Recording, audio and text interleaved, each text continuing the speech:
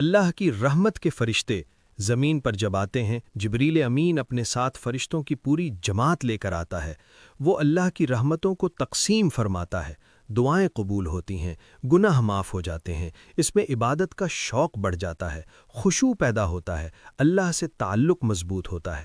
بھائی، جس طرح ہم دنیا داروں کے ساتھ تعلق مضبوط کرنے کی کوشش کرتے ہیں، ہم دنیا داروں کو چھوڑیں، ہم اپنے رب کے ساتھ اپنے تعلق کو مضبوط کرنے کی کوشش کریں۔ تو جو اپنے رب کے ساتھ اپنا تعلق مضبوط کر لیتا ہے، اس کو روحانی پاکیزگی حاصل ہو جاتی ہے، نئی زندگی اس کی شروع ہو جاتی ہے۔ اس لیے یہ سورت ہمیں دعا کی اہمیت بتاتی ہے، اس لیے کہ اس رات میں مانگی گئی دعائیں رد نہیں ہوتی، کیونکہ اللہ بالکل بندے کے قریب آ جاتا ہے۔ اس لیے کہ اس عمل کے کرنے سے پورا سال ہر قسم کے مصائب سے، ہر قسم کی مشکلات سے، ہر قسم کے دکھ سے بندہ محفوظ رہتا ہے۔ اگر آپ چاہتے ہیں پورا سال آپ کا گھر بھی مال و دولت سے بھرا رہے، آپ ہر قسم کی مشکلات سے نجات حاصل کر لیں، ہر قسم کے دکھ اور مصیبت سے آپ کی جان چھوٹ جائے، تو پھر اس موقع کو اپنے لیے غنیمت سمجھیں۔ آپ نے کرنا کیا ہے؟ بالکل مختصر سا طریقہ بتانے لگا ہوں، کیونکہ یہ وقت انتہائی، اس ٹائم ہر لمحہ ہی بڑا قیمتی ہے، کیونکہ اس دن میں، اس رات میں اللہ تبارک و تعالی اپنے بندوں کی طرف نگاہ رحمت فرماتا ہے، اور جس پر اللہ نے نگاہ رحمت فرما دی، اس بندے کا اس جہاں بھی بیڑا پار ہے، اگلے جہاں بھی بیڑا پار ہے، یعنی دونوں جہاں اس بندے کے سنور جاتے ہیں۔ تو اور جس بندے سے اللہ محبت کرنے لگ جائے، پھر وہ بندہ اللہ سے جس چیز کا سوال کرتا ہے، جو کچھ مانگتا ہے، رب کائنات اپنے فضل سے اس کو عطا فرماتا جاتا ہے۔ اب اس لیے کہ اس میں چھپی ہوئی نجات بھی ہے، فلاح بھی ہے، کامیابی بھی ہے، اس لیے یہ راز کی بات جو میں نے آپ کے سامنے ذکر کی ہے، اس کو راز رہنے دیں، اس کو آپ آج عمل کر لیں، لیکن آگے کسی کو آپ نے بتانا نہیں۔ لوگ پوچھیں گے، بھائی کس عمل کے ذریعے زندگی بدلی ہے، کس عمل کے ذریعے تمہارے حالات بدلے ہیں؟ بس فقط کہنا یہ رمضان کی برکتیں ہیں، یہ اللہ کی رحمتیں ہیں، وہ جس کو جب چاہے عطا کر دے۔ اس لیے آپ نے بتانا نہیں میں نے یہ عمل کیا۔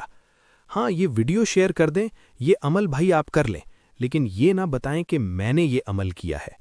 تو اس لیے کہ اس عمل کی تاثیر مختلف طریقوں سے ملتی رہتی ہے۔ جب بندہ اس طرح کہتا ہے، پھر بعض لوگوں کو نظر لگ جاتی ہے، اور جس کی وجہ سے ان کا نظام پھر درہم برہم ہو جاتا ہے۔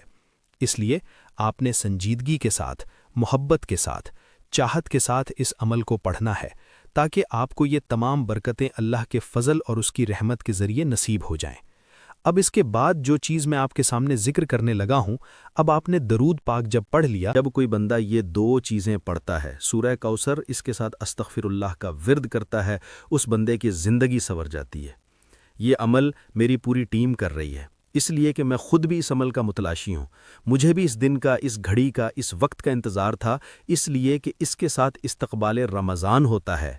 اس کے اندر کیونکہ وہ الفاظ موجود ہیں جس کے پڑھنے سے اللہ اس بندے پر راضی ہو جاتا ہے، یعنی یہ خاص چیزیں ہوتی ہیں جو اس رات میں پڑھی جاتی ہیں، اس دن میں پڑھی جاتی ہیں۔ اس عمل کو چاہیں تو آپ ماہ رمضان المبارک کے مغرب، آج جو مغرب ہوگی نا، تو مغرب سے لے کر فجر تک آپ جس وقت چاہیں، پوری رات آپ کے پاس موجود ہے، لیکن یہ موقع ہاتھ سے چلا گیا تو پھر یہ موقع آپ کو نہیں ملے گا۔ اس لیے اس موقع کو اپنے لیے غنیمت سمجھیں۔ تو اب آپ نے کرنا کیا ہے؟ میں آگے بڑھتا ہوں۔ سب سے پہلی چیز جو آپ نے پڑھنی ہے وہ ہے درود پاک۔